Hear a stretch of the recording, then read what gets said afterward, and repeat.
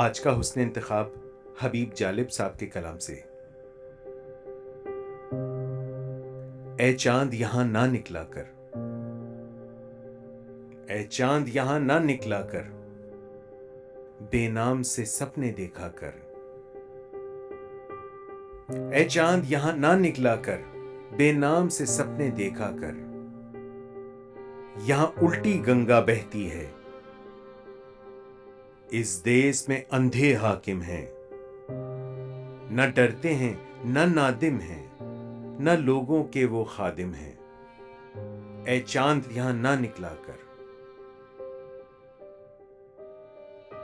है यहां पर कारोबार बहुत, इस देश में गुर्दे बिकते हैं।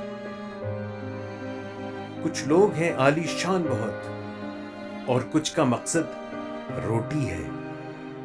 वो कहते हैं सब अच्छा है, मगरिब का राज ही सच्चा है। ये देश है अंधे लोगों का, ए चांद यहां ना निकला कर।